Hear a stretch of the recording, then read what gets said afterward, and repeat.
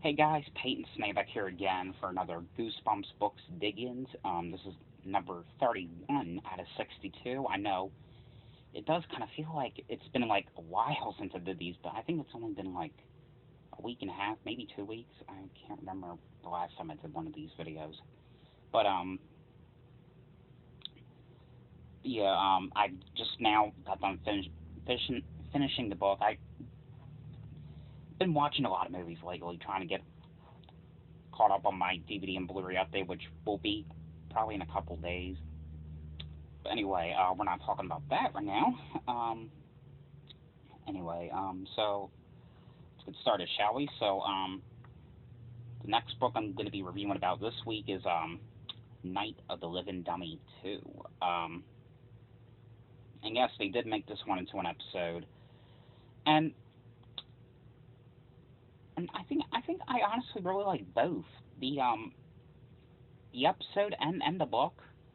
I don't know. I mean, I think I'm always saying like I like the book and the episode because probably I mean basically most of the time the book and the episode they're pretty much just the same, you know. I mean there's like things that they change and the settings that they change and certain people that they add that weren't in certain like in the book or in the episode. But I mean, as far as I know, so far the only book that was way different was the Deep Trouble book. But yeah, but what both the book and the episode they're basically about a girl named Amy who she um she wants to be a ventriloquist and she has a dummy named Dennis and it's basically he's always losing his head, meaning like the head is always coming off because it's like the dummy is basically no good.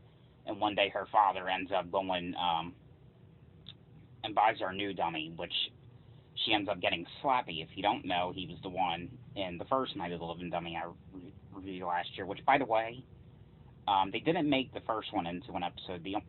They made this one and the third one into an episode, and they did Bride of the Living Dummy, which is not part of the the regular series. Um, but anyway, she ends up getting Slappy, and she finds a card, which just like in the first book. I think it was the twin girls. They find the card in Slappy's pocket, has like this weird spell in it, and it's like if you say the spell, the doll comes to life, and same shit is happening.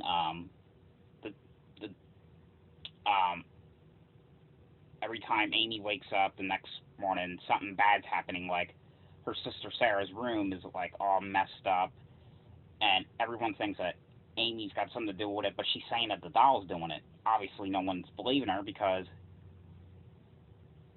would you believe someone that says that a doll is coming to life, doing this and that, and all that shit? I don't think so. But but she's suspecting that Slappy is doing it, and and it's basically her trying to prove that she's telling the truth, and make and she think and trying to make herself know that she ain't crazy and she knows what she saw and everything. But let's talk about the differences. I'll try my best to remember what things were different. So like I said, I hadn't even read this book in a couple of days, so 'cause I just got done reading the rest today. So because Christmas it's been Christmas break, so come on, I need a little bit of break. And anyway, okay,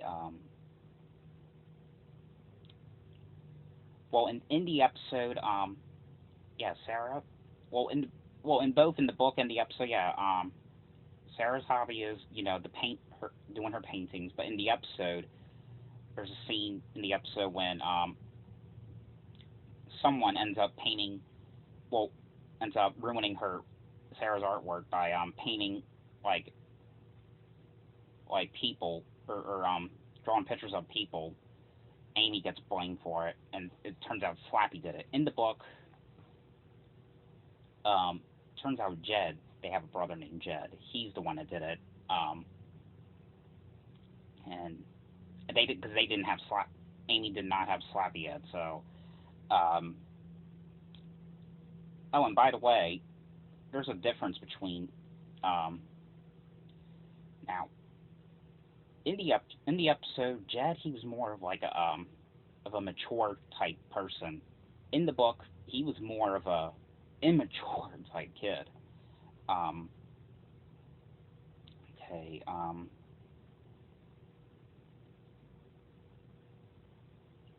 trying to think.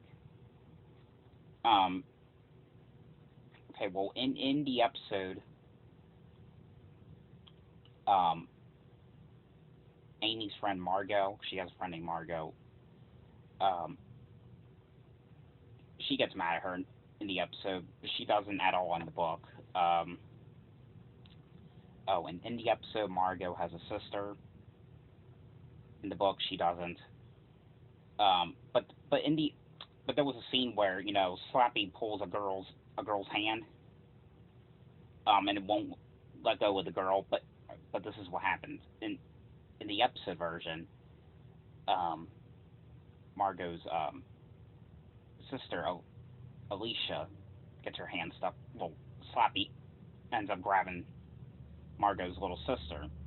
In the book, it's a little girl that Amy's like, "Here, you want to shake hands with the dummy?" And the dummy ends up grabbing her hand.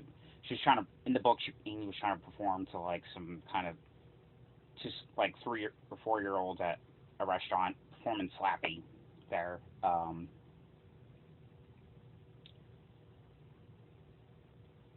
I think and the last one, the last part, I think, because that's it was the ending was way different, and I think the ending in the book was way freaking better. It was so cool, and it was funny too. I don't really want to ruin the ending of it, uh, but I guess I will anyway. But in the episode, you know what? I'm not gonna. Never mind. I'm not gonna ruin it. It's gonna be hard to explain, but the ending is really cool, but it's way different though. Or I'll spoil one thing about it. Okay, but in the episode, well, it was only in the book. The parents, like the mom and the dad, they end up believing Amy, but I don't think they I think they kind of did in the episode, but I don't remember if they did. If it, that's all I really want to say about the ending. I don't really want to spoil the ending because it was way cool, way funny in the book. Um, I think the ending in the book is what I like better than the ending in the episode. I mean, the ending in the episode was kind of cool, but it was the way they did it in the book. It was way cooler. All right, but that's pretty much all I had to say about this. So yeah. But anyway, guys, that was my review for Goosebumps book number 31. So hope you guys enjoyed this video, and thanks for watching, and I'll see you guys later.